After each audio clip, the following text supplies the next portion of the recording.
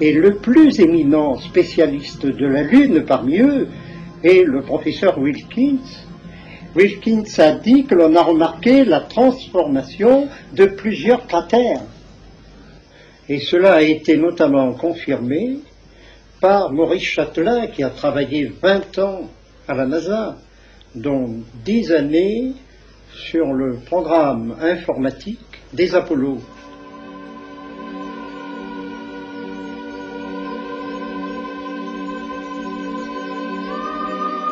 Il dit en substance que l'on a vu des lumières énormes sur la Lune,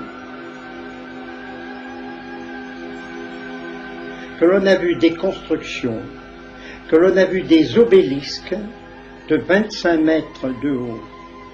Deuxièmement, sur d'autres cratères beaucoup plus actifs que ceux du site d'Apollo 11, on a souvent prétexté des pannes de caméra, des oublis de pellicules photographiques. Et tout cela vous explique ce que l'on cache au public. Okay, Neil, we can see you coming down the ladder now. I'm at the foot of the ladder. I'm going to step off the limb now. Mais Maurice Chatelain sait que la NASA a caché beaucoup de choses, mais il ne pouvait pas le dire auparavant, car il était encore en activité.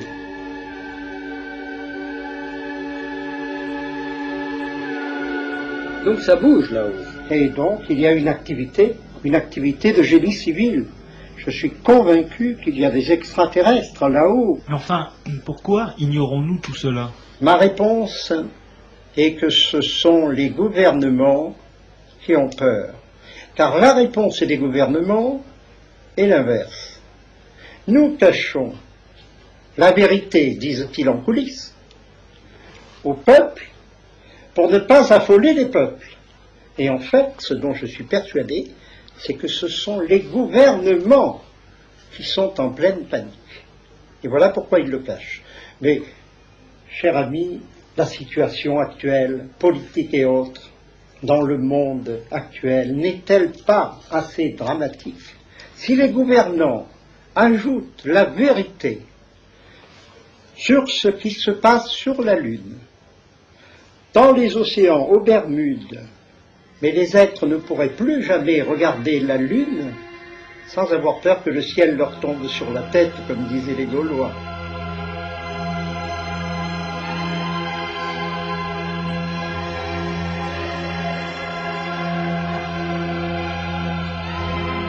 Nous sommes au seuil de 20 années de bouleversements de toutes sortes, géologiques, humains, psychologiques, sociaux, moraux, etc.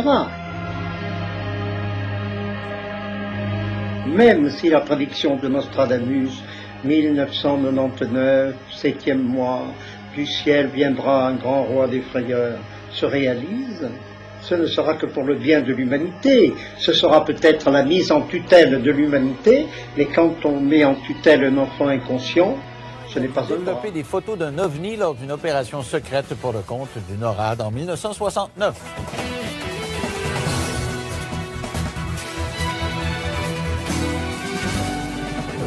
Alors, vous savez que le dossier OVNI m'intéresse, même si je suis assez dubitatif là-dessus.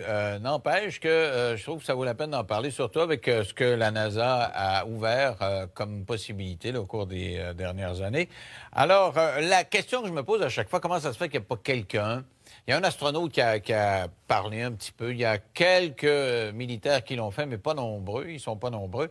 Alors, au Canada, voilà qu'un ancien militaire est prêt à nous raconter pour la première fois comment il a dû développer des photos d'un ovni lors d'une opération pour le NORAD. Donc, les autorités militaires était au courant de certaines présences OVNI, d'après lui, puisqu'on lui a demandé une mission à cet égard-là. Alors, il est dans nos studios de Québec. Il s'agit de Pierre, qui est accompagné de Jean Cazot, vous connaissez tous, qui est ufologue. Et Jean, bonsoir, d'abord. Allô, bonsoir. Et Pierre, bonsoir. Bonsoir. Alors, Jean, tu nous le présentes, c'est un de tes amis. En fait, dans les années 60, quand je dirigeais mon organisation ufologique, la SRPM, Pierre est venu se joindre à moi. On a fait des choses ensemble. Il était photographe à ce moment-là. On s'est perdu de vue un peu. Là, il est devenu photographe militaire. Ça, je l'ignorais. Il m'avait raconté une histoire que j'avais complètement oubliée parce que dans le feu de l'action, avec tout ce qu'on me racontait, finalement, j'ai mis ça de côté. Et tout récemment, on s'est retrouvés via Facebook, ces affaires-là. Et puis là, il me dit, tu te rappelles la photo? Il dit que je t'ai dit que j'ai développé à NORAD. Puis ça, là, j'ai fait non. Je m'en rappelle pas en tout. Je trouve ça curieux. Normalement, t'es un gars qui est assez alerte, là. C'est fondamental, un militaire qui voit quelque chose, là. Des fois, t'as des coucous qui voient plein d'affaires, puis t'es écartes, là. Puis t'es un militaire, puis tu dis, je m'en occupe pas. Oui, non, mais c'est... Hey, j'étais jeune, là, j'avais 20 ans, moi, pas à m'écœurer. Fait que là, je me suis retrouvé tout récemment, où là, Pierre m'est revenu, puis il dit, voyons, Jean, tu te rappelles pas? Bien, j'ai dit, là, ramène-moi ça, là. Et je vais dire, c'est une histoire assez... c'est assez époustouflant. Là. C'est assez... Moi, je suis un peu soufflé. Et j'ai fait affaire avec un de mes partenaires aussi pour reconstituer la photo, parce que comme il va te le dire lui-même, c'est secret, cette affaire-là. Là. Mais alors, tu auras l'occasion de montrer ça aux gens. Alors, je te le présente sous son prénom. Il s'agit de Pierre, ex-militaire des Forces armées canadiennes. Et tu lui as conseillé de pas donner son nom de famille parce que tu dis que tu vas te faire écœurer. C'est ce que tu dis. C'est ça, ouais. Okay. Ouais. Bon, alors, Pierre, d'abord, vous étiez dans l'armée ou vous étiez photographe? J'étais photographe dans l'aviation. OK. Alors, qu'est-ce qui est arrivé? Racontez-moi, là. Vous étiez photographe et qui vous a demandé de prendre une photo? Pourquoi? Premièrement, la photo, c'est pas moi qui l'ai pris. OK. À 7 h du matin, j'ai reçu un téléphone à ma chambre, parce qu'on vivait comme célibataire en chambre, à 2 personnes. Et puis, on m'a demandé de rentrer aussitôt que mon déjeuner était fait, qu'on avait un gros travail à faire dans la journée. Donc, tout le monde se dépêchait à déjeuner pour rentrer au travail.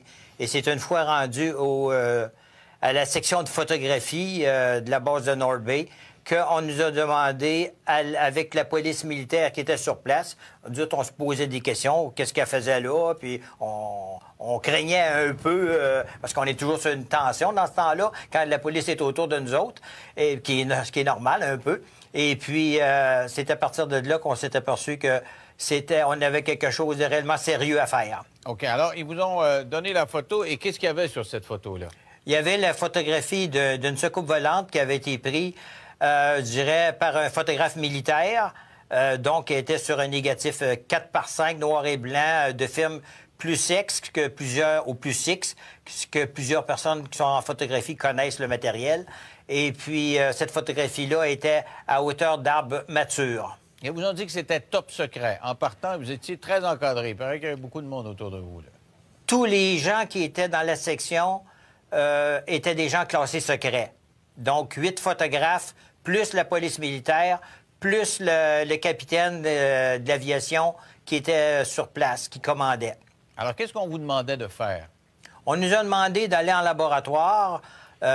Pour moi, on m'a dit, vu que j'étais le plus jeune dernier rentré, comme on dit, d'aller dans le laboratoire et de faire un test épreuve avec le négatif en question. Et j'étais accompagné de la police militaire qui surveillait tous mes mouvements, tous mes gestes, tout le papier que je pouvais utiliser et nous suivait à l'œil partout, même qui fouillait nos poches. Ah oui? Et c'était quoi le rapport avec NORAD? Parce que NORAD, c'est nord-américain, donc les Américains ont à voir là-dedans, là. Bien, premièrement, la base de North Bay, il y avait la défense nord-américaine qui était sur place, le souterrain qu'on appelle le SAGE, qui était à plusieurs centaines de pieds sous terre dans le granit cambrien. Était une base de défense de la NORAD avec tous les écrans radars sur place. Et puis, on avait même des militaires américains qui travaillaient dans la section photographie avec nous autres. À tous les jours, on les côtoyait. OK. Alors, ils vous ont demandé de faire plusieurs copies de ça. On a fait des milliers de copies. Et moi, c'est là que je suis un peu tombé de ma chaise et Jean va le comprendre parce que des fois, j'ai des doutes assez sérieux là-dedans.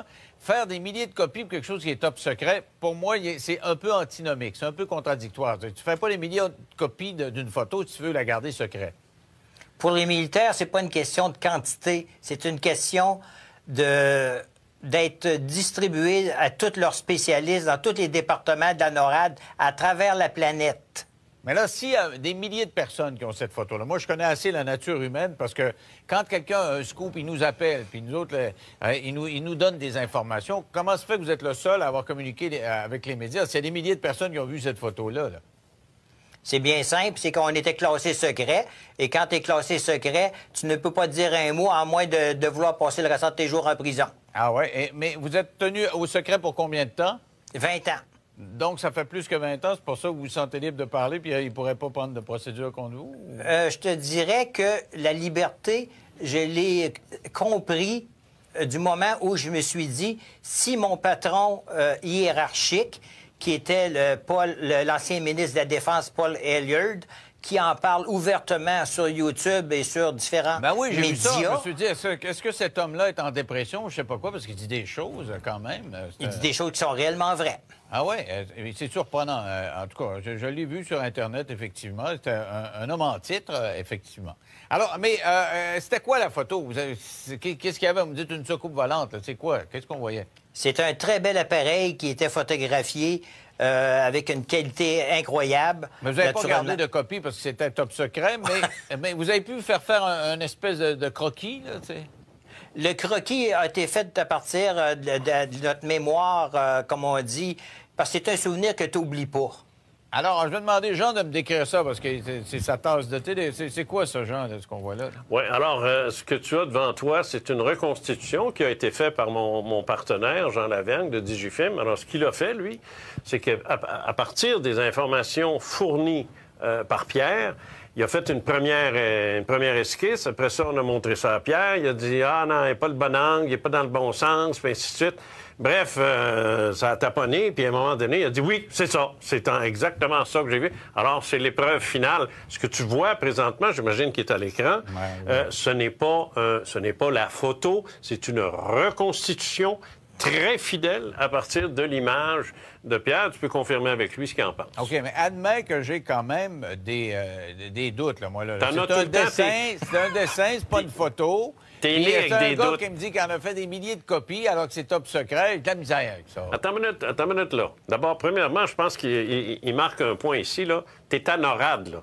C'est des dizaines et des dizaines de milliers de militaires, parce que c'est canado-américain, cette affaire-là. Là. C'est autant les États-Unis.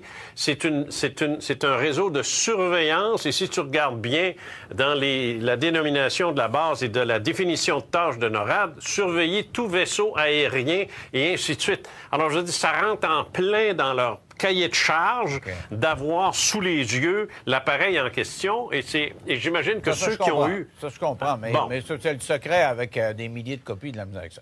On va faire une pause. Au retour, tu fais un lien, toi, avec un cas dont tu as déjà parlé dans tes livres, dont tu m'as déjà parlé. Oui. On va essayer de comprendre après la pause en 3 minutes.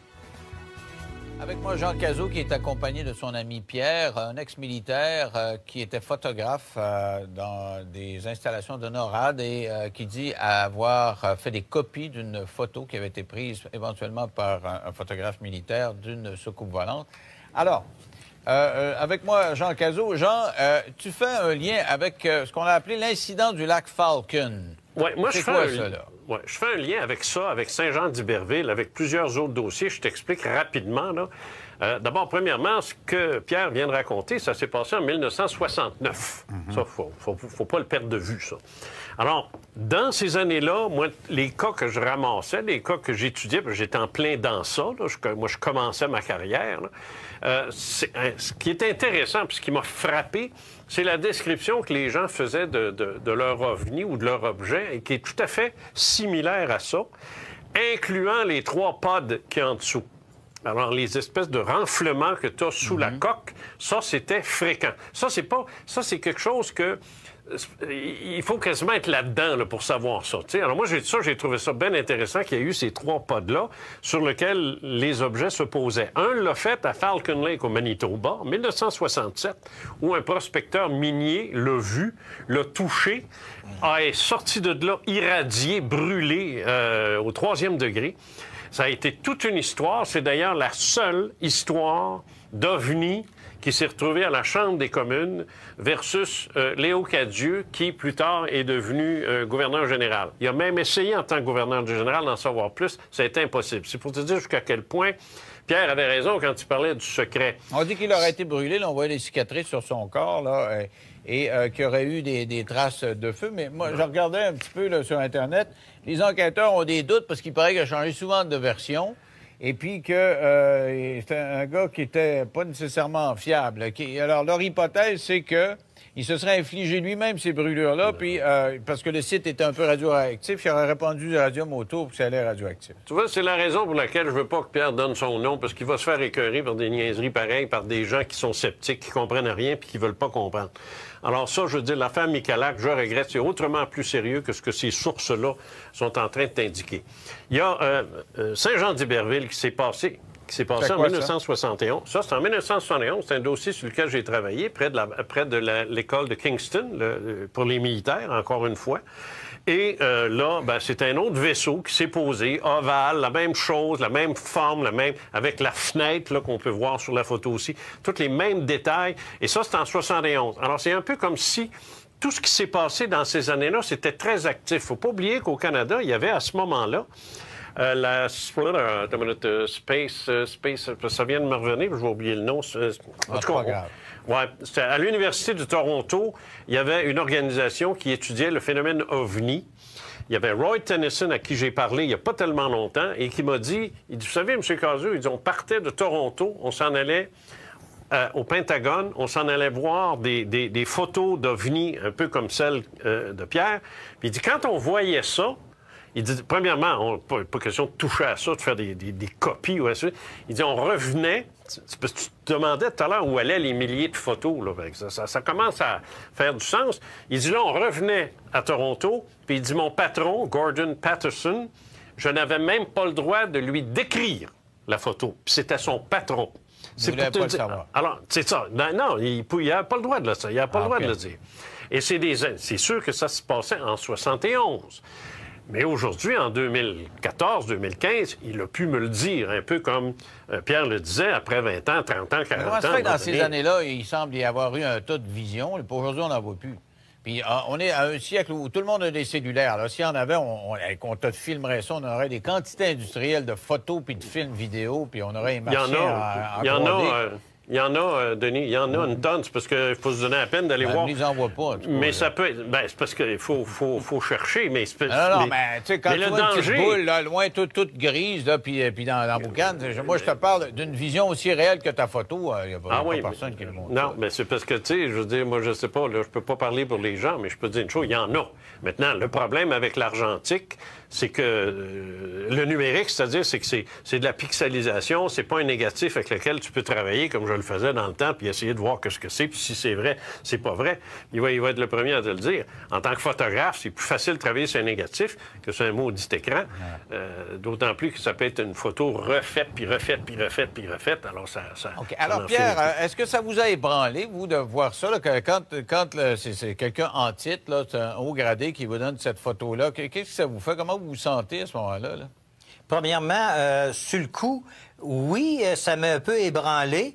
Mais par contre, je te dirais, l'année d'avant, lorsque j'étais au camp Borden sur mon cours de photographe, j'étais sorti sur le pouce parce que j'avais pas de voiture, j'avais 20 ans, et puis j'étais allé me promener dans la ville de Barrie parce que j'avais entendu parler que la police de l'Ontario avait eu une vision d'un ovni sur le bord du lac Simcoe. Ils m'ont dit, oui, pas de problème, tout est sur le télétape, t'as juste à le copier. Que je me suis assis devant le télétape, j'ai tout copié. D'ailleurs, j'avais envoyé à Jean une copie du document et je suis revenu le lendemain. Il n'y avait plus rien, puis ça n'avait jamais existé. Sauf que moi, j'avais déjà copié le texte qui était là. Mais ça n'avait jamais existé. C'était tout dans ma tête. Alors, si vous voulez, on va faire une pause. Et puis, je vous demanderai à tous les deux, si vous avez confiance en Mme Clinton, si elle se fait élire, si elle va faire la lumière là-dessus. Elle a encore parlé de ça dans cette campagne des primaires. On en parle dans 3 minutes après la pause. Avec moi, Jean Cazot et son ami Pierre, qui a traité des photographies il y a plusieurs années pour le compte du NORAD, une photo qui montrait une soucoupe volante, d'après Pierre. Alors, Jean, si c'est vrai tout ça, là, le Pentagone, qui a des documents secrets, NORAD, qui a des documents secrets.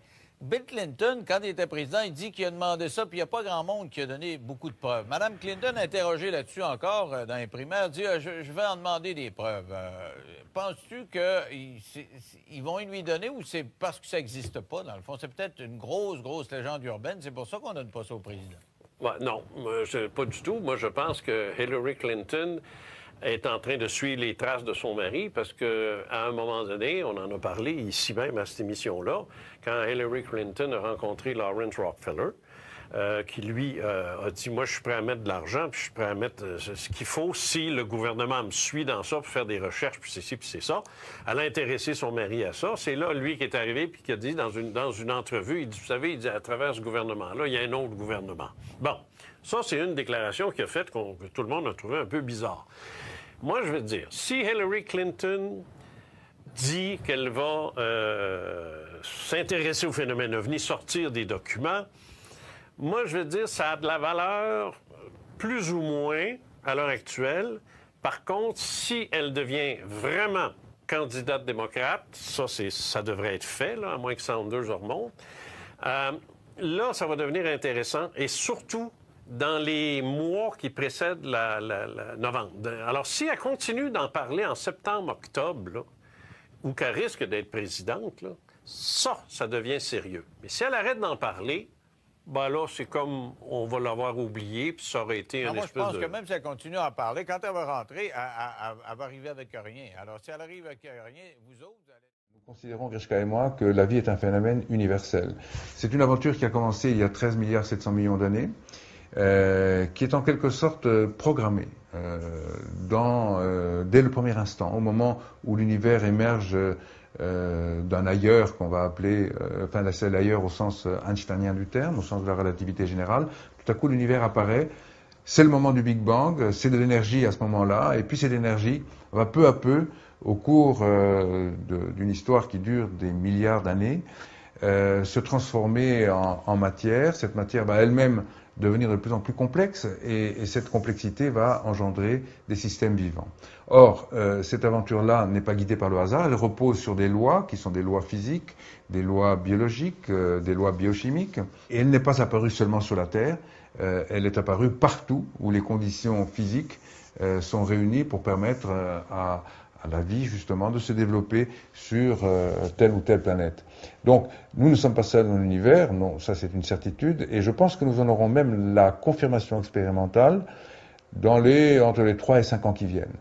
Donc c'est vraiment, on est très très proche maintenant d'une observation qui nous permettra de dire à coup sûr, oui, la vie existe ailleurs, et elle a probablement évolué vers des êtres intelligents, aussi intelligents, sinon plus, que l'espèce qui peuple la Terre aujourd'hui. Ce mur de lumière, lui, qui est situé à 380 000 ans après le Big Bang, ce mur de lumière-là nous interdit d'aller jusqu'au Big Bang lui-même.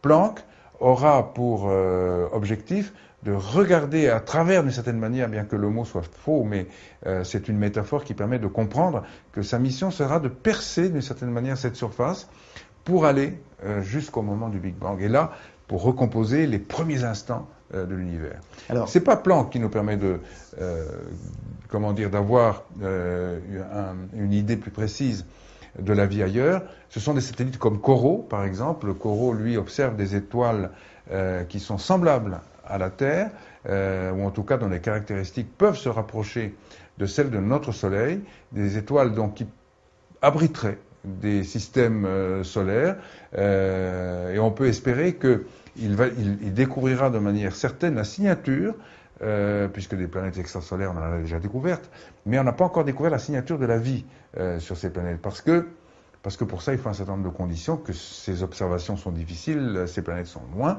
Donc, il nous faudra, raffiner encore les observations qui sont faites autour de ces soleils potentiellement possibles ou compatibles avec la vie. Et à partir de là, je pense qu'en effet, dans les 5 ans, on aura la confirmation certaine que nous ne sommes pas seuls dans l'univers. Les membres de la tribu Watusi, par exemple, sont très grands. Chez eux, la taille moyenne de la plupart des hommes approche les 2,10 m. Ils sont vraiment immenses. La Bible fait référence à des gens encore plus grands qui auraient vécu dans les temps anciens, comme le rappelle le rabbin Yitzhak Marmonstein du Centre d'études juives de Vancouver au Canada.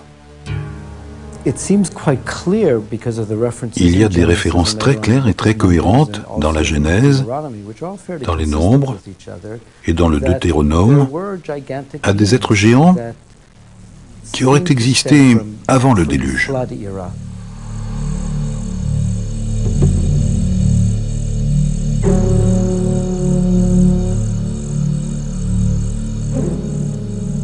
Est-il possible que les conditions environnementales du passé aient pu favoriser le développement de géants? Nous savons bien sûr, d'après des éléments fossiles, que certaines espèces, comme les dinosaures, pouvaient se développer jusqu'à atteindre une taille considérable. Carl Baugh, archéologue, est partisan de cette théorie, séduisante mais très controversée. L'optimisation génétique est la manifestation de ce que l'organisme possède de mieux au niveau de l'ADN et qu'il peut exprimer pleinement en raison de conditions atmosphériques favorables. Sur la base des éléments fossiles dont nous disposons, on sait aujourd'hui que des arbres tels que les séquoias géants de Californie avaient une croissance très supérieure à celle qu'ils connaissent actuellement. Une théorie explique ce phénomène en suggérant que les conditions environnementales d'un lointain passé étaient propices à une croissance exceptionnelle.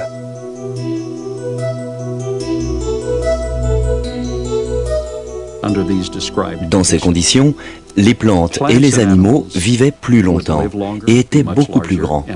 C'est précisément ce que nous constatons avec les fossiles. Les plantes avaient une bien meilleure croissance, de même que tous les organismes vivants.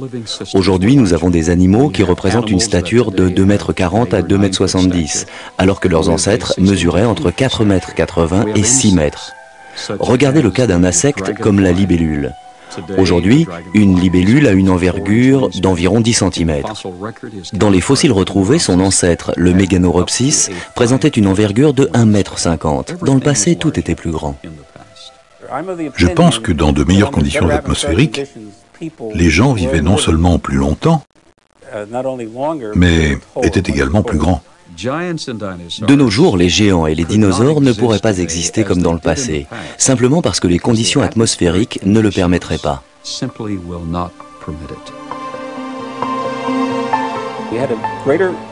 À l'époque qui a précédé le déluge, la couche d'ozone était plus importante. Au moment du déluge, elle a diminué d'environ 1/7 de ce qu'elle était. Et par conséquent, la vie sur Terre, telle que nous la connaissons aujourd'hui, ne peut offrir la même espérance de vie. La diminution de la couche d'ozone se traduit par une protection moins efficace contre les rayonnements ionisants venant de l'espace. Et cela concerne également les plantes et les animaux. Je m'intéresse aux conditions originales de la Terre. Et après 35 ans de recherche dans ce domaine, j'ai tenté de reconstruire le contexte initial. Pour ce faire, j'ai demandé à nos ingénieurs de construire une biosphère permettant de doubler la pression atmosphérique, d'augmenter l'énergie électromagnétique, ainsi que le taux d'oxygène, sans aller jusqu'à la toxicité, afin d'éliminer les rayonnements ultraviolets et autres. Les expériences que nous avons menées se sont révélées très intéressantes.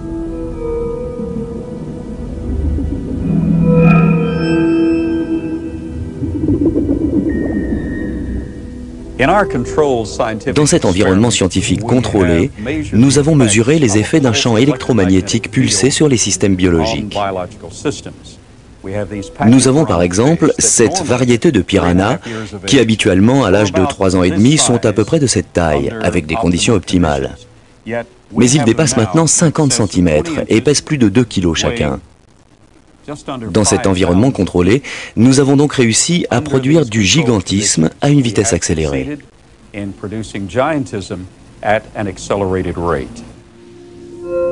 À première vue, ces recherches paraissent assez convaincantes.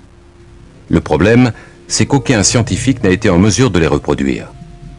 Les conclusions qu'on peut en tirer semblent indiquer clairement que des êtres gigantesques ont existé à un moment donné et qu'au fil de l'histoire humaine, avec les modifications physiologiques, émotionnelles et spirituelles qui sont intervenues, ceux de ces êtres qui ont survécu semblent avoir hérité d'un patrimoine génétique de plus en plus restreint. Mais la possibilité que l'humanité ait emprunté d'autres voies semble explicitement indiquée dans la Bible. Dans le livre des Nombres, il est dit qu'après avoir erré dans le désert avec son peuple, Moïse a dépêché des éclaireurs afin de trouver un endroit où s'établir. Ses envoyés ont fait route au nord vers Hébron. À leur retour, ils déclareront « Tous les gens que nous avons vus étaient des hommes de grande taille. Nous nous voyons comme des sauterelles et c'est bien ainsi qu'eux-mêmes nous voyaient. »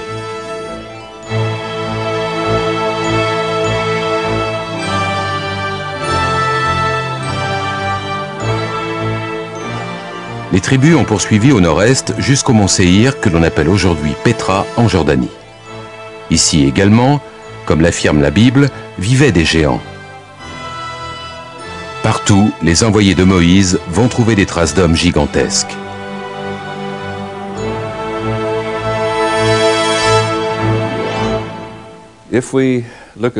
Si nous regardons ce que disent les Écritures, en ces jours, les géants étaient sur la terre, et que nous prenons cela dans un sens littéral et non pas dans l'acceptation symbolique d'hommes puissants et dotés d'aptitudes exceptionnelles, nous pouvons en déduire que les premiers hommes étaient des géants. On peut également avancer la théorie selon laquelle ces géants sont venus d'ailleurs et ont utilisé la terre comme colonie. Une idée plutôt surprenante en soi. Un autre peuple, plus ancien que les Israélites, croyait toutefois la même chose et a écrit que ces géants étaient des êtres célestes venus non pas de la Terre, mais d'une autre planète.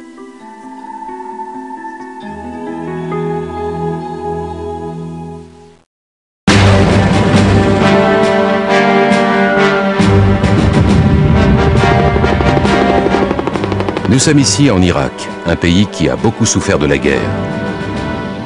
Dans un lointain passé, plusieurs grandes civilisations ont fleuri dans cette région du Proche-Orient.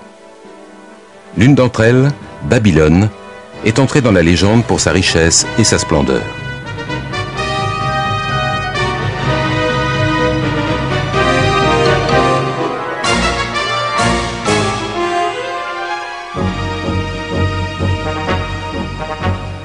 Mais longtemps avant Babylone, il y a 5 ou 6 000 ans, une autre civilisation remarquable a vu le jour dans ce qui est aujourd'hui l'Irak.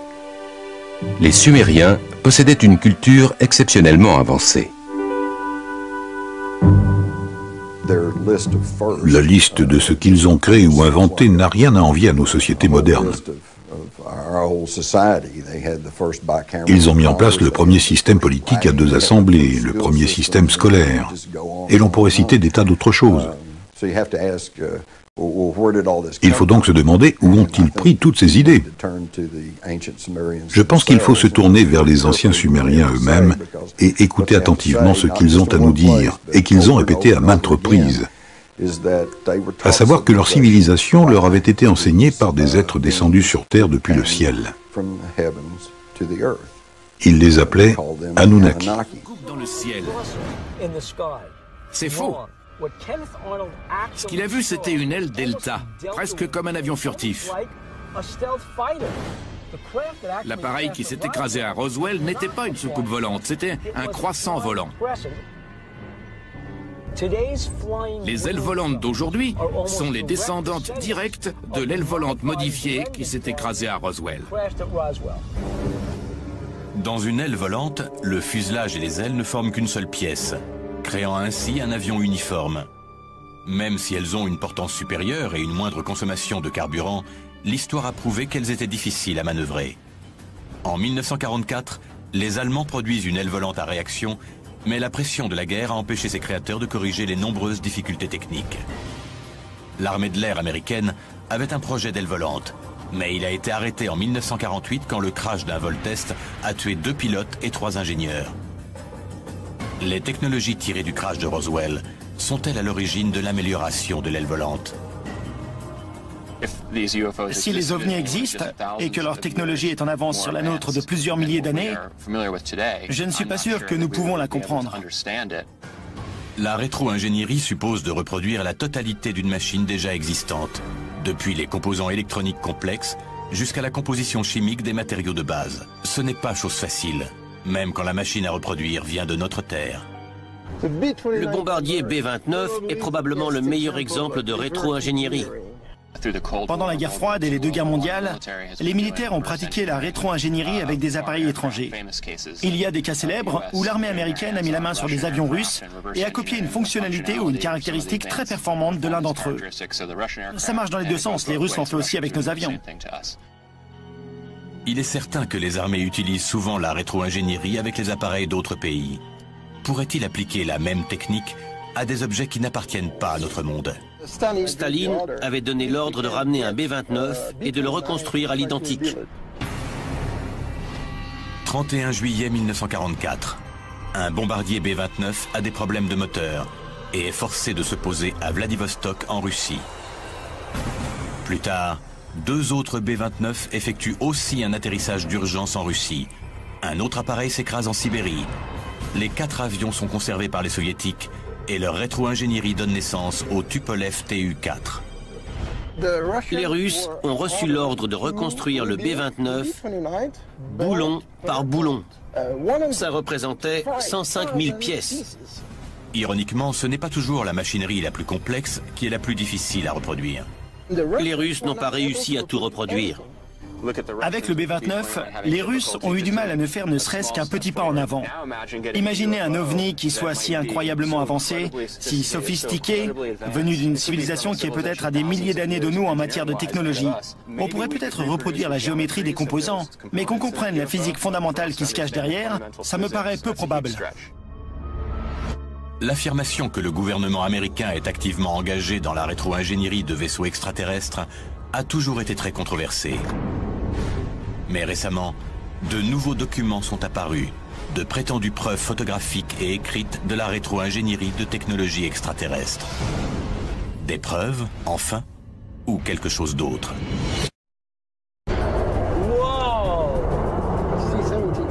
La technologie que nous connaissons aujourd'hui peut très bien avoir été développée par l'espèce la plus intelligente de notre planète, l'homme.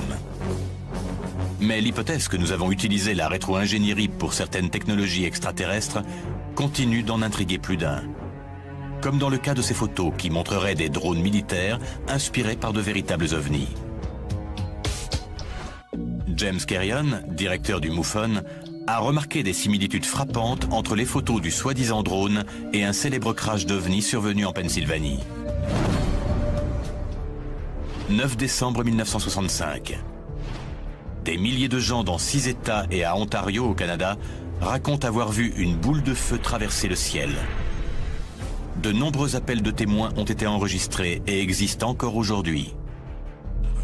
Une énorme boule de feu blanche a traversé le ciel. Il y avait un objet dans le ciel 2 minutes avant 5 heures. Des débris métalliques tombent dans le nord de l'Ohio et l'objet crée plusieurs bangs supersoniques dans l'ouest de la Pennsylvanie. Selon des témoins, il finit par toucher le sol dans la forêt, non loin de Kecksburg, à une 50aine de kilomètres au sud-est de Pittsburgh, en Pennsylvanie. Les pompiers locaux se précipitent sur les lieux, mais une unité de l'armée a déjà sécurisé la zone. On raconte que les soldats ont emmené le mystérieux objet dans un lieu tenu secret, qui pourrait être la base aérienne de Dayton, dans l'Ohio. L'explication officielle est qu'une météorite s'est écrasée. Mais de nombreux témoins et journalistes sont convaincus que c'était en réalité un ovni et qu'il aurait joué un rôle clé dans le programme de rétro-ingénierie de l'armée américaine. Si on regarde les témoignages de ceux qui ont vu l'objet de Kecksburg, ils l'ont vu faire un changement de trajectoire de 25 degrés, comme s'il était contrôlé par une intelligence quand il est tombé. Les témoins disent aussi que l'appareil trouvé sur le sol était intact. Il avait creusé une tranchée sur son passage et cassé quelques arbres. Il a été enlevé par les militaires qui l'ont chargé sur un camion et l'ont emmené hors de la zone. Les recherches de James Carrion ont révélé que de nombreux témoins du crash de Kecksburg ont rapporté avoir vu d'étranges symboles sur la base de l'OVNI. Lorsque la ville a érigé un monument pour l'objet qui s'était écrasé, les symboles ont été recréés. 40 ans après le crash, on retrouve ces mêmes symboles dans un autre contexte. Vous voyez la corrélation entre les symboles sur le drone et ceux qu'on a vus sur l'appareil de Kecksburg. Si les documents du Carrette sont authentiques, cela signifie que le gouvernement pourrait passer par des entreprises privées pour la rétro-ingénierie. Les sociétés privées constituent un gros avantage, car elles ne sont pas tenues de respecter l'accord sur la liberté d'information.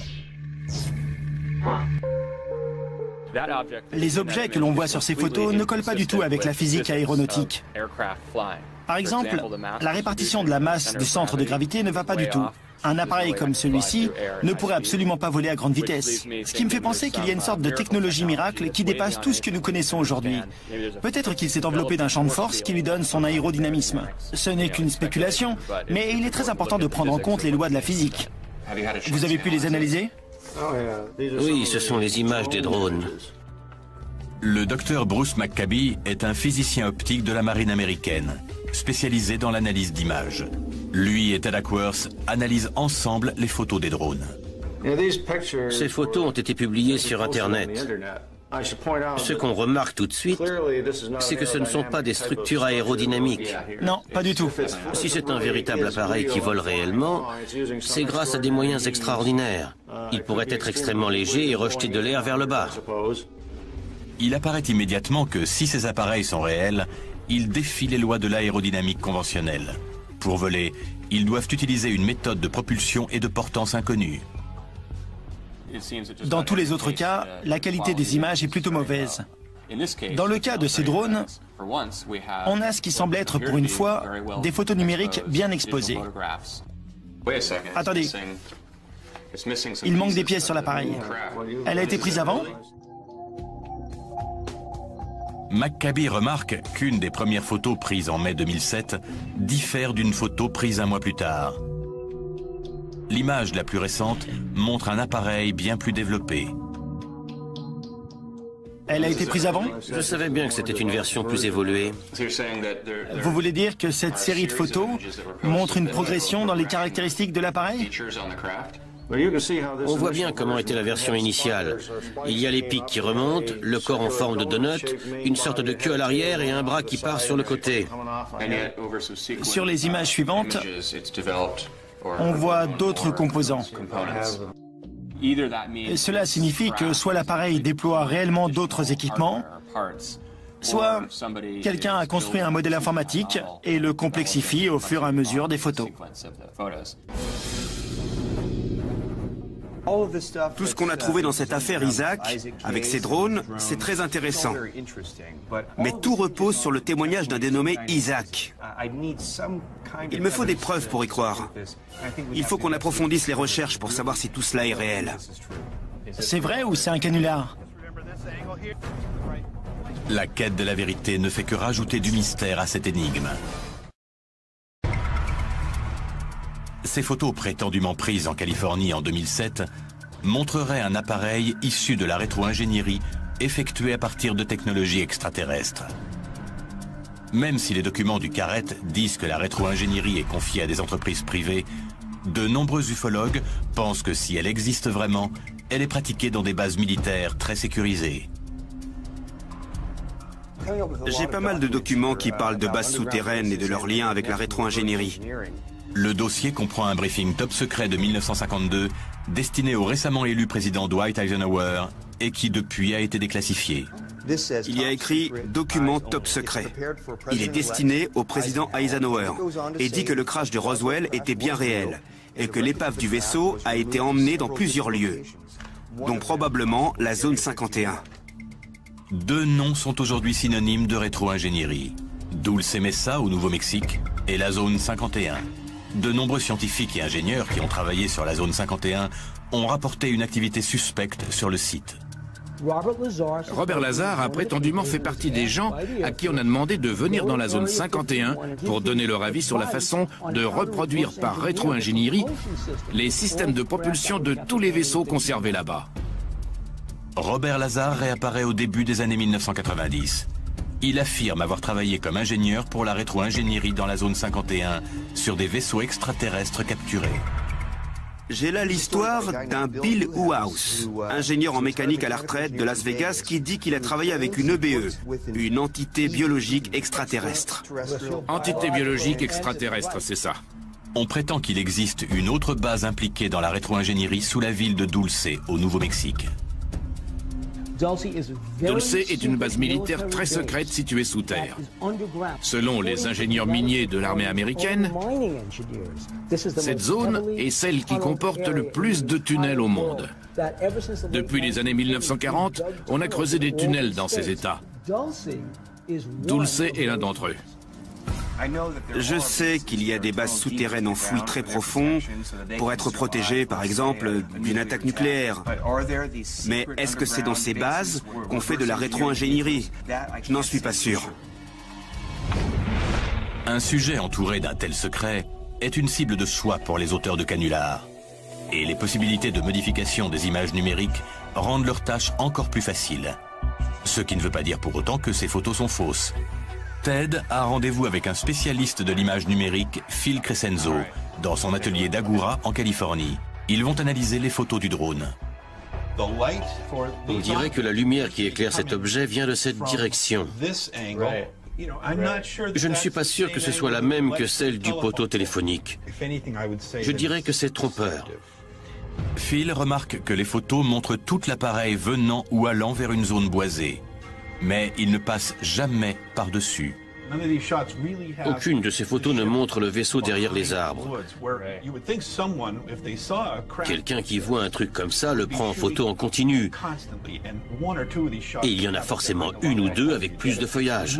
Il est beaucoup plus facile d'intégrer un élément quand on a toutes ces lignes droites que si on essaie par exemple de le mettre derrière des feuilles. Dans toute la série, il n'y en a pas une où le vaisseau est derrière quelque chose. Soit c'est un montage très très bien fait, soit c'est une vraie photo. Du coup, je me demande ce qu'il faut pour créer ce genre de photo. Tu te souviens le cadre que je t'ai montré? Le voilà. Je l'ai pris hier. J'ai laissé un joli trou au milieu pour pouvoir rajouter quelque chose. J'ai estimé rapidement la lumière dans ce plan et j'ai fait un rendu 3D d'un objet. Si je le pose simplement au milieu, ça donne une image un peu artificielle. Pour moi, on voit bien que l'objet est juste collé dessus. C'est ça. D'abord, je vais rajouter un peu de flou dû au mouvement. Même les objets qui se déplacent très lentement sont toujours un peu floutés avec le mouvement. Est-ce qu'il y a ce flou sur les photos du drone? J'ai l'impression que c'est ce qui manque quand je regarde ces photos. Un peu de flou. Je ne vois ni rotation ni flou dû au mouvement. On dirait qu'il est stationnaire, mais ça ne colle pas avec le fait qu'il passe par-dessus les fils électriques et d'autres éléments du décor. Maintenant, tout ce qu'il reste à faire, c'est d'appliquer le grain de l'arrière-plan sur le vaisseau. Regarde ça. C'est beaucoup mieux une fois que tu as rajouté les effets. Exactement. C'est impressionnant. Tu as réussi à me convaincre à 99% qu'il y a un ovni dans ton jardin. Donc quelqu'un qui a plus de temps pourrait créer une image encore plus convaincante. Après toute cette analyse, est-ce que tu peux dire si c'est une vraie photo ou pas? J'aurais tendance à dire que c'est une image créée par ordinateur. Au final, on n'a pas pu prouver que les photos étaient truquées. Mais on n'a pas pu prouver non plus qu'elles sont vraies. Je ne crois pas que ce soit possible. Dans tous les cas, je ne me laisserai pas convaincre que c'est un vrai ovni, simplement par une série de photos. Si les photos et les documents du Carrette sont truqués, elles sont extrêmement bien réalisées. Quelqu'un aurait passé des heures à créer et à améliorer ces documents. Mais pourquoi? Pourquoi tous les témoins restent anonymes? Personne ne s'est identifié. Personne ne nous a dit « c'est moi qui ai pris ces photos ». Donc ce serait un énorme canular? Il faut lire entre les lignes. En haut de ma liste, je place la désinformation. Est-ce qu'ils essaient de cacher de véritables technologies aliens? Que des extraterrestres sont venus nous rendre visite? Ou simplement une arme top secrète? Ce que je vois, c'est qu'il y a un secret qu'on essaie de protéger. De cacher. C'est ce que le MUFON veut découvrir. Quel est ce secret? On sait que les pays ont tenté de créer de nouveaux types d'appareils après la Seconde Guerre mondiale. Dans les années 1950, plutôt que de procéder par rétro-ingénierie sur la technologie alien, beaucoup ont créé leur propre technologie. En 1953, Avro Canada dévoile le projet Y2. Une véritable soucoupe volante. La voiture Avro était une soucoupe de 5 mètres de long qui utilisait un rotor turbo pour sa propulsion verticale. Mais même avec les millions de dollars dépensés en recherche et développement, l'appareil ne pouvait... Et le plus éminent spécialiste de la Lune parmi eux est le professeur Wilkins. Wilkins a dit que l'on a remarqué la transformation de plusieurs cratères. Et cela a été notamment confirmé par Maurice Chatelain, qui a travaillé 20 ans à la NASA, dont 10 années sur le programme informatique des Apollo.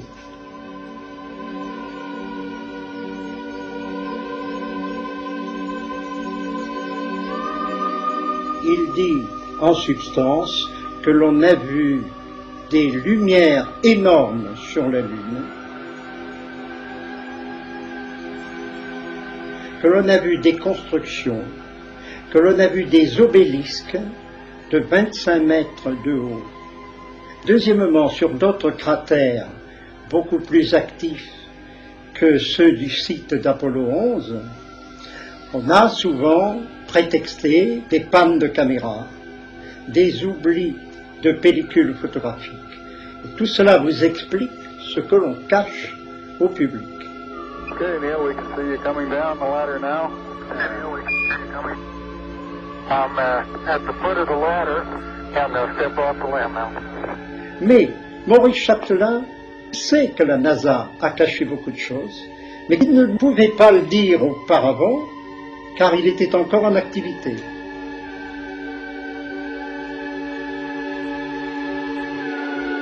Donc ça bouge là-haut. Et donc il y a une activité de génie civil. Je suis convaincu qu'il y a des extraterrestres là-haut. Mais enfin, pourquoi ignorons-nous tout cela? Ma réponse est que ce sont les gouvernements qui ont peur. Car la réponse des gouvernements est l'inverse. Nous cachons la vérité, disent-ils en coulisses, au peuple pour ne pas affoler les peuples. Et en fait, ce dont je suis persuadé, c'est que ce sont les gouvernements qui sont en pleine panique. Et voilà pourquoi ils le cachent. Mais, cher ami, la situation actuelle, politique et autres, dans le monde actuel, n'est-elle pas assez dramatique? Si les gouvernants ajoutent la vérité sur ce qui se passe sur la Lune, dans les océans, aux Bermudes, mais les êtres ne pourraient plus jamais regarder la Lune sans avoir peur que le ciel leur tombe sur la tête, comme disaient les Gaulois.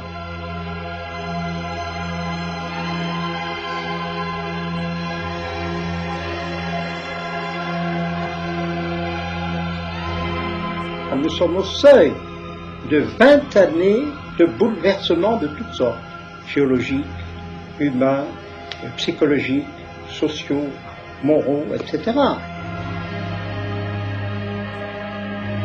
Même si la prédiction de Nostradamus, 1999, 7e mois, du ciel viendra un grand roi des frayeurs, se réalise, ce ne sera que pour le bien de l'humanité. Ce sera peut-être la mise en tutelle de l'humanité, mais quand on met en tutelle un enfant inconscient, ce n'est pas un droit. Développer des photos d'un ovni lors d'une opération secrète pour le compte du NORAD en 1969.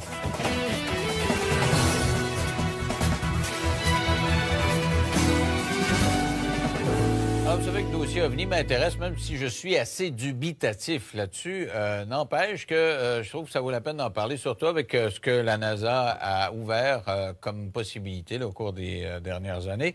Alors, la question que je me pose à chaque fois, comment ça se fait qu'il n'y a pas quelqu'un Il y a un astronaute qui a parlé un petit peu. Il y a quelques militaires qui l'ont fait, mais pas nombreux. Ils sont pas nombreux. Alors, au Canada, voilà qu'un ancien militaire est prêt à nous raconter pour la première fois comment il a dû développer des photos d'un ovni lors d'une opération pour le NORAD. Donc, les autorités militaires était au courant de certaines présences ovni, d'après lui, puisqu'on lui a demandé une mission à cet égard-là. Alors, il est dans nos studios de Québec. Il s'agit de Pierre, qui est accompagné de Jean Cazot, vous connaissez tous, qui est ufologue. Et Jean, bonsoir, d'abord. Allô, bonsoir. Et Pierre, bonsoir. Bonsoir. Alors, Jean, tu nous le présentes, c'est un de tes amis. En fait, dans les années 60, quand je dirigeais mon organisation ufologique, la SRPM, Pierre est venu se joindre à moi. On a fait des choses ensemble. Il était photographe à ce moment-là. On s'est perdu de vue un peu. Là, il est devenu photographe militaire. Ça, je l'ignorais. Il m'avait raconté une histoire que j'avais complètement oubliée parce que dans le feu de l'action, avec tout ce qu'on me racontait, finalement, j'ai mis ça de côté. Et tout récemment, on s'est retrouvés via Facebook, ces affaires-là. Et puis là, il me dit, tu te rappelles la photo? Il dit que je t'ai dit que j'ai développé à NORAD. Puis là, j'ai fait non. Je m'en rappelle pas en tout. Je trouve ça curieux. Normalement, t'es un gars qui est assez alerte, là. C'est fondamental, un militaire qui voit quelque chose, là. Des fois, t'as des coucous qui voient plein d'affaires, puis t'es écartes, là. Puis t'es un militaire, puis tu dis, je m'en occupe pas. Oui, non, mais c'est... Hey, j'étais jeune, là, j'avais 20 ans, moi, c'est pas m'écœurer. Fait que là, je me suis retrouvé tout récemment, où là, Pierre m'est revenu, puis il dit, voyons, Jean, tu te rappelles pas? Bien, j'ai dit, là, ramène-moi ça, là. Et je vais te dire, c'est une histoire assez... c'est assez époustouflant, là. C'est assez... Moi, je suis un peu soufflé. Et j'ai fait affaire avec un de mes partenaires aussi pour reconstituer la photo, parce que comme il va te le dire lui-même, c'est secret, cette affaire-là. Là. Mais alors, tu auras l'occasion de montrer ça aux gens. Alors, je te le présente sous son prénom. Il s'agit de Pierre, ex-militaire des Forces armées canadiennes. Tu lui as conseillé de pas donner son nom de famille parce que tu dis que tu vas te faire écœurer. C'est ce que tu dis. C'est ça, ouais. Okay. Ouais. Bon, alors, Pierre, d'abord, vous étiez dans l'armée ou vous étiez photographe? J'étais photographe dans l'aviation. OK. Alors, qu'est-ce qui est arrivé? Racontez-moi, là. Vous étiez photographe et qui vous a demandé de prendre une photo? Pourquoi? Premièrement, la photo, c'est pas moi qui l'ai pris. OK. À 7 h du matin, j'ai reçu un téléphone à ma chambre, parce qu'on vivait comme célibataire en chambre, à 2 personnes. Et puis, on m'a demandé de rentrer aussitôt que mon déjeuner était fait, qu'on avait un gros travail à faire dans la journée. Donc, tout le monde se dépêchait à déjeuner pour rentrer au travail. Et c'est une fois rendu à la section de photographie de la base de North Bay qu'on nous a demandé, avec la police militaire qui était sur place, on se posait des questions, qu'est-ce qu'elle faisait là, puis on craignait un peu, parce qu'on est toujours sur une tension dans ce temps-là, quand la police est autour de nous autres, ce qui est normal un peu. Et puis, c'est à partir de là qu'on s'est aperçu que on avait quelque chose de réellement sérieux à faire. OK. Alors, ils vous ont donné la photo, et qu'est-ce qu'il y avait sur cette photo-là? Il y avait la photographie d'une soucoupe volante qui avait été prise, je dirais, par un photographe militaire, donc qui était sur un négatif 4x5 noir et blanc de film plus X que plusieurs personnes qui sont en photographie connaissent le matériel. Et puis, cette photographie-là était à hauteur d'arbres matures. Et vous ont dit que c'était top secret. En partant, vous étiez très encadré. Il paraît qu'il y avait beaucoup de monde autour de vous, là. Tous les gens qui étaient dans la section étaient des gens classés secrets. Donc, 8 photographes, plus la police militaire, plus le capitaine de l'aviation qui était sur place, qui commandait. Alors, qu'est-ce qu'on vous demandait de faire? On nous a demandé d'aller en laboratoire. Pour moi, on m'a dit, vu que j'étais le plus jeune dernier rentré, comme on dit, d'aller dans le laboratoire et de faire un test épreuve avec le négatif en question. Et j'étais accompagné de la police militaire qui surveillait tous mes mouvements, tous mes gestes, tout le papier que je pouvais utiliser et nous suivait à l'œil partout, même qui fouillait nos poches. Ah oui? Et c'était quoi le rapport avec NORAD? Parce que NORAD, c'est nord-américain, donc les Américains ont à voir là-dedans, là. Bien, premièrement, la base de North Bay, il y avait la défense nord-américaine qui était sur place, le souterrain qu'on appelle le Sage, qui était à plusieurs centaines de pieds sous terre dans le granit cambrien. était une base de défense de la NORAD avec tous les écrans radars sur place. Et puis, on avait même des militaires américains qui travaillaient dans la section photographie avec nous autres. À tous les jours, on les côtoyait. OK. Alors, ils vous ont demandé de faire plusieurs copies de ça. On a fait des milliers de copies. Et moi, c'est là que je suis un peu tombé de ma chaise et Jean va le comprendre parce que des fois, j'ai des doutes assez sérieux là-dedans. Faire des milliers de copies pour quelque chose qui est top secret, pour moi, c'est un peu antinomique, c'est un peu contradictoire. Tu ne fais pas des milliers de copies d'une photo si tu veux la garder secrète. Pour les militaires, c'est pas une question de quantité, c'est une question d'être distribué à tous leurs spécialistes dans tous les départements de la NORAD à travers la planète. Mais là, s'il y a des milliers de personnes qui ont cette photo-là, moi, je connais assez la nature humaine parce que quand quelqu'un a un scoop, il nous appelle, puis nous autres, il nous donne des informations. Comment se fait que vous êtes le seul à avoir communiqué avec les médias? S'il y a des milliers de personnes qui ont vu cette photo-là, là. C'est bien simple, c'est qu'on était classé secret. Et quand tu es classé secret, tu ne peux pas dire un mot à moins de vouloir passer le restant de tes jours en prison. Ah ouais? Mais vous êtes tenu au secret pour combien de temps? 20 ans. Donc, ça fait plus que 20 ans, c'est pour ça que vous vous sentez libre de parler, puis il ne pourrait pas prendre de procédure contre vous? Je te dirais que la liberté, je l'ai compris du moment où je me suis dit, si mon patron hiérarchique, qui était l'ancien ministre de la Défense, Paul Hilliard, qui en parle ouvertement sur YouTube et sur différents médias. Ben oui, j'ai vu ça. Je me suis dit, est-ce que cet homme-là est en dépression? Je sais pas quoi, parce qu'il dit des choses, quand même. Il dit des choses qui sont réellement vraies. Ah oui? C'est surprenant. En tout cas, je l'ai vu sur Internet, effectivement. C'était un homme en titre, effectivement. Alors, mais c'était quoi la photo? Qu'est-ce qu'il y avait? Vous me dites une soucoupe volante. C'est quoi? Qu'est-ce qu'on voyait? C'est un très bel appareil qui était photographié avec une qualité incroyable. Mais vous n'avez pas gardé de copie parce que c'était top secret, mais vous avez pu faire un espèce de croquis, là, tu sais? Le croquis a été fait à partir de notre mémoire, comme on dit, parce que c'est un souvenir que tu n'oublies pas. Alors, je vais demander, Jean, de me décrire ça, parce que c'est sa tasse de thé. C'est quoi, ce Jean, ce qu'on voit là? Oui, alors, ce que tu as devant toi, c'est une reconstitution qui a été faite par mon partenaire, Jean Lavergne, de Digifilm. Alors, ce qu'il a fait, lui, c'est qu'à partir des informations fournies par Pierre, il a fait une première esquisse. Après ça, on a montré ça à Pierre. Il a dit « Ah non, il n'est pas le bon angle, il n'est pas dans le bon sens », puis ainsi de suite. Bref, ça a taponné, puis à un moment donné, il a dit « Oui, c'est ça. C'est exactement ça que j'ai vu. » Alors, c'est l'épreuve finale. Ce que tu vois présentement, j'imagine qu'il est à l'écran, ce n'est pas la photo, c'est une reconstitution très fidèle à partir de l'image de Pierre. Tu peux confirmer avec lui ce qu'il en pense. OK, mais admets que j'ai quand même des doutes, là, moi. Là. C'est un dessin, c'est pas une photo. T'es né avec des doutes. C'est un gars qui me dit qu'il en a fait des milliers de copies alors que c'est top secret. Il de la misère avec ça. Attends une minute, là. D'abord, premièrement, je pense qu'il marque un point ici, là. T'es à NORAD, là. C'est des dizaines et des dizaines de milliers de militaires, parce que c'est canado-américain, cette affaire-là. -là. C'est autant les États-Unis. C'est un réseau de surveillance. Et si tu regardes bien dans la dénomination de la base et de la définition de tâche de NORAD, surveiller tout vaisseau aérien et ainsi de suite. Alors, je dis, ça rentre en plein dans leur cahier de charge d'avoir sous les yeux l'appareil en question. Et j'imagine que ceux qui ont eu... Ça, je comprends, mais c'est le secret avec des milliers de copies de la musique. On va faire une pause. Au retour, tu fais un lien, toi, avec un cas dont tu as déjà parlé dans tes livres, dont tu m'as déjà parlé. Oui. On va essayer de comprendre après la pause en 3 minutes. Avec moi, Jean Cazot, qui est accompagné de son ami Pierre, un ex-militaire qui était photographe dans des installations de NORAD et qui dit avoir fait des copies d'une photo qui avait été prise éventuellement par un photographe militaire d'une soucoupe volante. Alors, avec moi, Jean Cazot. Jean, tu fais un lien avec ce qu'on a appelé l'incident du lac Falcon. Oui, moi, je fais Ouais, je fais un lien avec ça, avec Saint-Jean-d'Iberville, avec plusieurs autres dossiers. Je t'explique rapidement, là.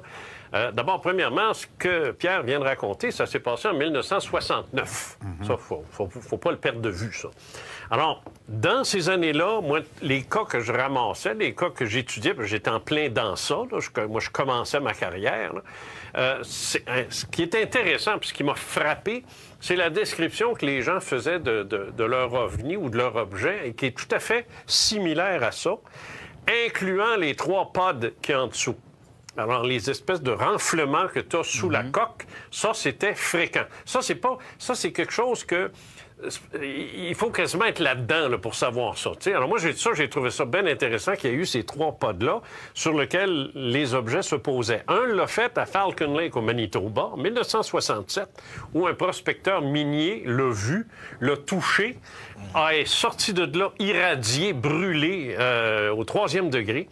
Ça a été toute une histoire. C'est d'ailleurs la seule histoire d'OVNI qui s'est retrouvé à la Chambre des communes versus Léo Cadieux, qui, plus tard, est devenu gouverneur général. Il a même essayé, en tant que gouverneur général, d'en savoir plus. Ça a été impossible. C'est pour te dire jusqu'à quel point Pierre avait raison quand il parlait du secret. On dit qu'il aurait été brûlé. Là, on voit les cicatrices sur son corps, là, et qu'il y aurait eu des traces de feu. Mais moi, je regardais un petit peu là, sur Internet. Les enquêteurs ont des doutes parce qu'il paraît qu'il a changé souvent. Et le plus éminent spécialiste de la Lune parmi eux est le professeur Wilkins. Wilkins a dit que l'on a remarqué la transformation de plusieurs cratères. Et cela a été notamment confirmé par Maurice Chatelain, qui a travaillé 20 ans à la NASA, dont 10 années sur le programme informatique des Apollo.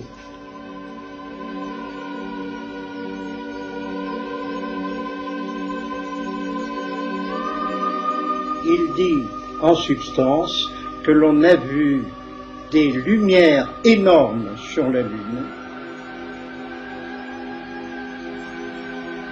que l'on a vu des constructions, que l'on a vu des obélisques de 25 mètres de haut. Deuxièmement, sur d'autres cratères beaucoup plus actifs que ceux du site d'Apollo 11, on a souvent prétexté des pannes de caméra, des oublis de pellicules photographiques. Et tout cela vous explique ce que l'on cache au public. Okay, Neil, we can see you coming down the ladder now. Neil, we can see you coming. I'm at the foot of the ladder, and they'll step off the limb now. Mais Maurice Chatelain sait que la NASA a caché beaucoup de choses, mais il ne pouvait pas le dire auparavant, car il était encore en activité.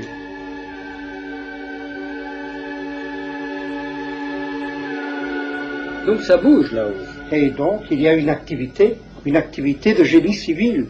Je suis convaincu qu'il y a des extraterrestres là-haut. Mais enfin, pourquoi ignorons-nous tout cela? Ma réponse est que ce sont les gouvernements qui ont peur.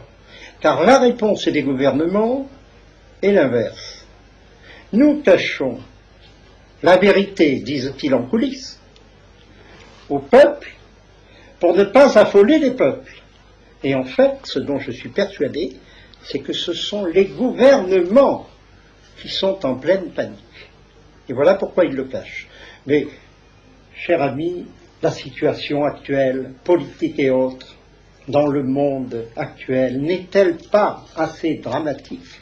Si les gouvernants ajoutent la vérité sur ce qui se passe sur la Lune, dans les océans, aux Bermudes, mais les êtres ne pourraient plus jamais regarder la Lune sans avoir peur que le ciel leur tombe sur la tête, comme disaient les Gaulois.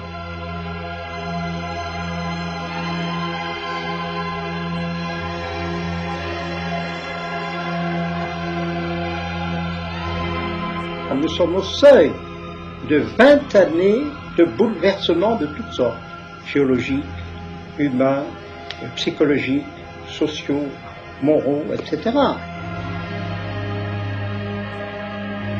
Même si la prédiction de Nostradamus, 1999, 7e mois, du ciel viendra un grand roi des frayeurs, se réalise, ce ne sera que pour le bien de l'humanité. Ce sera peut-être la mise en tutelle de l'humanité, mais quand on met en tutelle un enfant inconscient, ce n'est pas un développé des photos d'un ovni lors d'une opération secrète pour le compte du NORAD en 1969.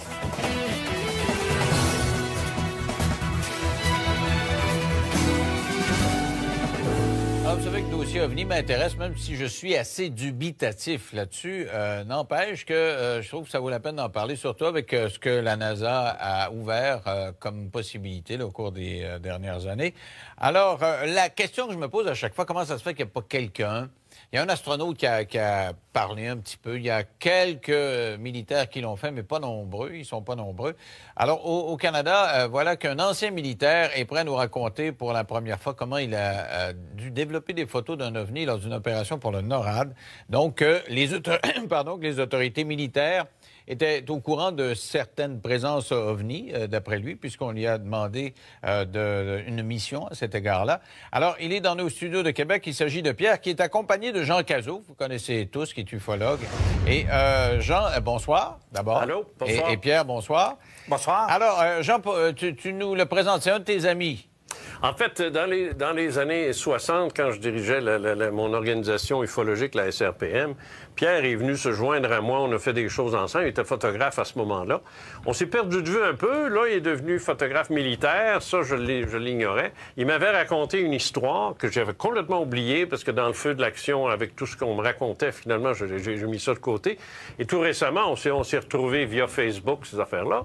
Et puis là, il me dit, tu te rappelles la photo que je t'ai dit que j'ai développée à NORAD? Puis ça, là, j'ai fait non. Je m'en rappelle pas en tout. Je trouve ça curieux. Normalement, tu es un gars qui est assez alerte, là.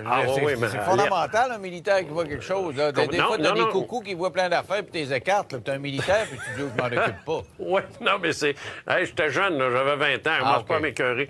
Fait que là, je me suis retrouvé tout récemment où là, Pierre m'est revenu, puis il dit, voyons, Jean, tu te rappelles pas? Ben, j'ai dit, là, ramène-moi ça, là. Et je vais dire, c'est une histoire assez, c'est assez époustouflant. Là. C'est assez, moi, je suis un peu soufflé. Et j'ai fait affaire avec un de mes partenaires aussi pour reconstituer la photo, parce que comme il va te le dire lui-même, c'est secret, cette affaire-là. Là. Mais alors, tu auras l'occasion de montrer ça aux gens. Alors, je te le présente sous son prénom. Il s'agit de Pierre, ex-militaire des Forces armées canadiennes. Et tu lui as conseillé de pas donner son nom de famille parce que tu dis que tu vas te faire écœurer. C'est ce que c'est ça, ouais. Okay. Ouais. Bon, alors, Pierre, d'abord, vous étiez dans l'armée ou vous étiez photographe? J'étais photographe dans l'aviation. OK. Alors, qu'est-ce qui est arrivé? Racontez-moi, là. Vous étiez photographe et qui vous a demandé de prendre une photo? Pourquoi?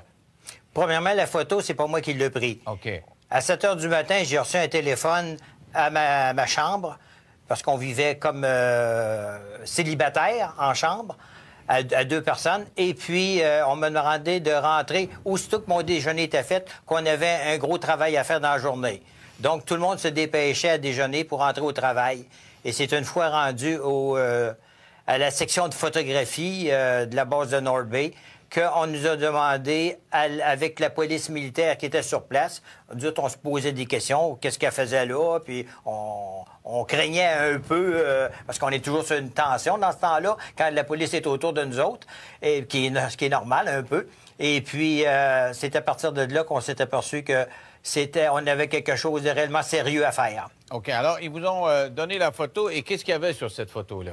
Il y avait la photographie d'une soucoupe volante qui avait été prise, je dirais, par un photographe militaire, donc qui était sur un négatif 4x5 noir et blanc de film plus X que plusieurs personnes qui sont en photographie connaissent le matériel. Et puis, cette photographie-là était à hauteur d'arbre mature. Et vous ont dit que c'était top secret. En partant, vous étiez très encadré. Il paraît qu'il y avait beaucoup de monde autour de vous. Là. Tous les gens qui étaient dans la section étaient des gens classés secrets. Donc, 8 photographes, plus la police militaire, plus le capitaine de l'aviation qui était sur place, qui commandait. Alors, qu'est-ce qu'on vous demandait de faire? On nous a demandé d'aller en laboratoire. Pour moi, on m'a dit, vu que j'étais le plus jeune dernier rentré, comme on dit, d'aller dans le laboratoire et de faire un test épreuve avec le négatif en question. Et j'étais accompagné de la police militaire qui surveillait tous mes mouvements, tous mes gestes, tout le papier que je pouvais utiliser et nous suivait à l'œil partout, même qui fouillait nos poches. Ah oui? Et c'était quoi le rapport avec NORAD? Parce que NORAD, c'est nord-américain, donc les Américains ont à voir là-dedans. Là. Bien, premièrement, la base de North Bay, il y avait la défense nord-américaine qui était sur place, le souterrain qu'on appelle le Sage, qui était à plusieurs centaines de pieds sous terre dans le granit cambrien. Était une base de défense de la NORAD avec tous les écrans radars sur place. Et puis, on avait même des militaires américains qui travaillaient dans la section photographie avec nous autres. À tous les jours, on les côtoyait. OK. Alors, ils vous ont demandé de faire plusieurs copies de ça. On a fait des milliers de copies. Et moi, c'est là que je suis un peu tombé de ma chaise et Jean va le comprendre parce que des fois, j'ai des doutes assez sérieux là-dedans. Faire des milliers de copies pour quelque chose qui est top secret, pour moi, c'est un peu antinomique, c'est un peu contradictoire. Tu ne fais pas des milliers de copies d'une photo si tu veux la garder secrète. Pour les militaires, c'est pas une question de quantité, c'est une question d'être distribué à tous leurs spécialistes dans tous les départements de la NORAD à travers la planète. Mais là, s'il y a des milliers de personnes qui ont cette photo-là, moi, je connais assez la nature humaine parce que quand quelqu'un a un scoop, il nous appelle, puis nous autres, il nous donne des informations. Comment se fait que vous êtes le seul à avoir communiqué avec les médias? S'il y a des milliers de personnes qui ont vu cette photo-là, là.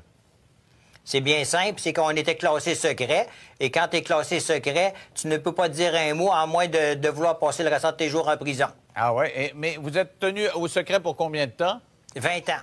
Donc, ça fait plus que 20 ans, c'est pour ça que vous vous sentez libre de parler, puis il ne pourrait pas prendre de procédure contre vous? Je te dirais que la liberté, je l'ai compris du moment où je me suis dit, si mon patron hiérarchique, qui était l'ancien ministre de la Défense, Paul Hilliard, qui en parle ouvertement sur YouTube et sur différents médias. Ben oui, j'ai vu ça. Je me suis dit, est-ce que cet homme-là est en dépression? Je sais pas quoi, parce qu'il dit des choses, quand même. Il dit des choses qui sont réellement vraies. Ah oui? C'est surprenant. En tout cas, je l'ai vu sur Internet, effectivement. C'était un homme en titre, effectivement. Alors, mais c'était quoi la photo?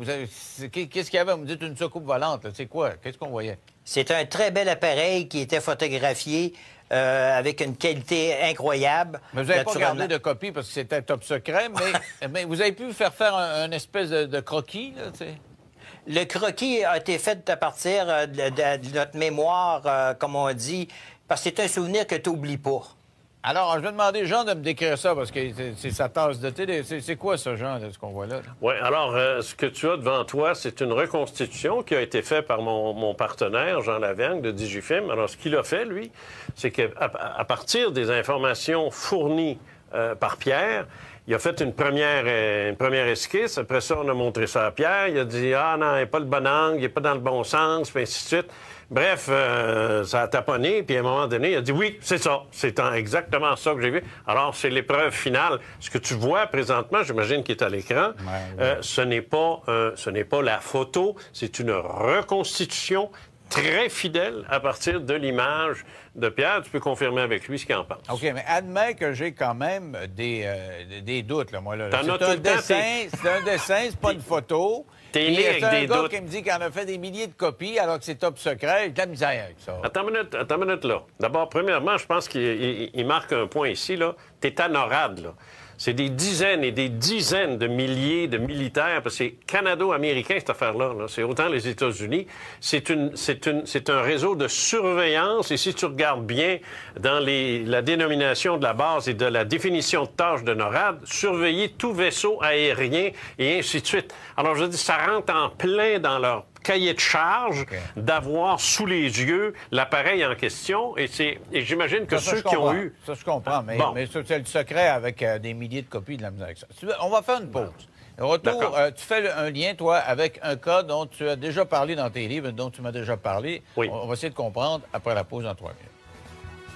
Avec moi, Jean Cazot, qui est accompagné de son ami Pierre, un ex-militaire qui était photographe dans des installations de NORAD et qui dit avoir fait des copies d'une photo qui avait été prise éventuellement par un photographe militaire d'une soucoupe volante. Alors, avec moi, Jean Cazot. Jean, tu fais un lien avec ce qu'on a appelé l'incident du lac Falcon. Oui, moi, je fais un lien avec ça, avec Saint-Jean-d'Iberville, avec plusieurs autres dossiers. Je t'explique rapidement, là. D'abord, premièrement, ce que Pierre vient de raconter, ça s'est passé en 1969. Ça, faut pas le perdre de vue, ça. Alors, dans ces années-là, moi, les cas que je ramassais, les cas que j'étudiais, parce que j'étais en plein dans ça, là, moi, je commençais ma carrière, là, ce qui est intéressant, puis ce qui m'a frappé, c'est la description que les gens faisaient de leur ovni ou de leur objet, et qui est tout à fait similaire à ça, incluant les 3 pods qu'il y a en dessous. Alors, les espèces de renflements que tu as sous la coque, ça, c'était fréquent. Ça, c'est quelque chose que... Il faut quasiment être là-dedans là, pour savoir ça. T'sais. Alors moi, j'ai trouvé ça bien intéressant qu'il y ait eu ces 3 pods-là sur lesquels les objets se posaient. Un l'a fait à Falcon Lake, au Manitoba, en 1967, où un prospecteur minier l'a vu, l'a touché, est sorti de là irradié, brûlé au 3e degré. Ça a été toute une histoire. C'est d'ailleurs la seule histoire d'OVNI qui s'est retrouvé à la Chambre des communes versus Léo Cadieux, qui, plus tard, est devenu gouverneur général. Il a même essayé, en tant que gouverneur général, d'en savoir plus. Ça a été impossible. C'est pour te dire jusqu'à quel point Pierre avait raison quand il parlait du secret. On dit qu'il aurait été brûlé. Là, on voit les cicatrices sur son corps, là, et qu'il y aurait eu des traces de feu. Mais moi, je regardais un petit peu là, sur Internet. Les enquêteurs ont des doutes parce qu'il paraît qu'il a changé souvent de version. Et puis que c'était un gars qui était pas nécessairement fiable. Alors, leur hypothèse, c'est que il se serait infligé lui-même ces brûlures-là, puis parce que le site était un peu radioactif, il aurait répandu du radium autour pour que ça allait radioactif. Tu vois, c'est la raison pour laquelle je veux pas que Pierre donne son nom, parce qu'il va se faire écœurer par des niaiseries pareilles, par des gens qui sont sceptiques, qui comprennent rien, puis qui veulent pas comprendre. Alors ça, je veux dire, l'affaire Michalak, je regrette, c'est autrement plus sérieux que ce que ces sources-là sont en train de t'indiquer. Il y a Saint-Jean-d'Iberville qui s'est passé en 1971. Ça, c'est en 1971. C'est un dossier sur lequel j'ai travaillé, près de l'école de Kingston, pour les militaires, encore une fois. Et là, c'est un autre vaisseau qui s'est posé, ovale, la même chose, la même forme, avec la fenêtre qu'on peut voir sur la photo aussi, tous les mêmes détails. Et ça, c'est en 71. Alors, c'est un peu comme si tout ce qui s'est passé dans ces années-là, c'était très actif. Faut pas oublier qu'au Canada, il y avait à ce moment-là Space, ça vient de me revenir, je vais oublier le nom. En tout cas, c'était à l'Université de Toronto, il y avait une organisation qui étudiait le phénomène OVNI. Il y avait Roy Tennyson, à qui j'ai parlé il n'y a pas tellement longtemps, et qui m'a dit, vous savez, M. Cazeux, on partait de Toronto, on s'en allait au Pentagone, on s'en allait voir des photos d'OVNI, un peu comme celle de Pierre. Puis il dit, quand on voyait ça, il dit, premièrement, pas question de toucher à ça, de faire des copies ou ainsi.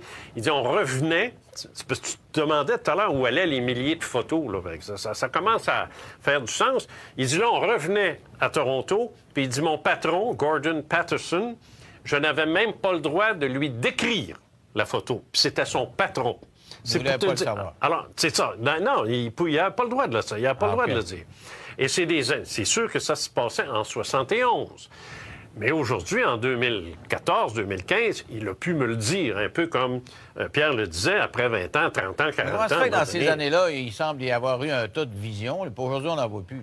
Puis on est à un siècle où tout le monde a des cellulaires. Là, s'il y en avait, on te filmerait ça, on aurait des quantités industrielles de photos puis de films vidéo, puis on aurait un marché Il y en a, Denis, il y en a une tonne. C'est parce qu'il faut se donner la peine d'aller voir. On ne les envoie pas. Mais ça peut être...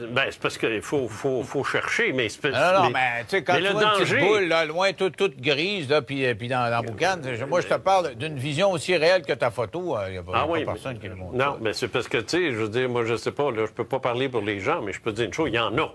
Maintenant, le problème avec l'argentique, c'est que le numérique, c'est-à-dire, c'est que c'est de la pixelisation, c'est pas un négatif avec lequel tu peux travailler comme je le faisais dans le temps, puis essayer de voir ce que c'est, puis si c'est vrai, c'est pas vrai.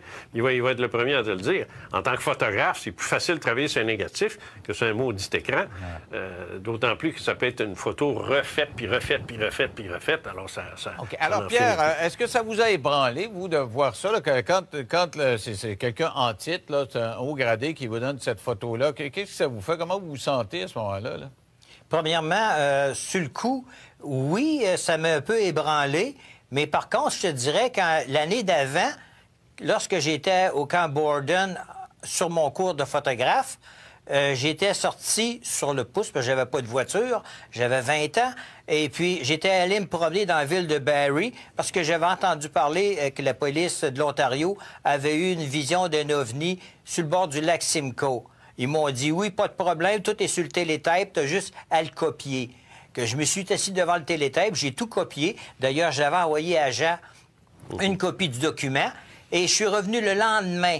Il n'y avait plus rien, puis ça n'avait jamais existé. Sauf que moi, j'avais déjà copié le texte qui était là. Mais ça n'avait jamais existé. C'était tout dans ma tête. Alors, si vous voulez, on va faire une pause. Et puis, je vous demanderai à tous les deux si vous avez confiance en Mme Clinton. Si elle se fait élire, si elle va faire la lumière là-dessus. Elle a encore parlé de ça dans cette campagne des primaires. On en parle dans 3 minutes après la pause. Avec moi, Jean Cazot et son ami Pierre, qui a traité des photographies il y a plusieurs années pour le compte du NORAD, une photo qui montrait une soucoupe volante, d'après Pierre.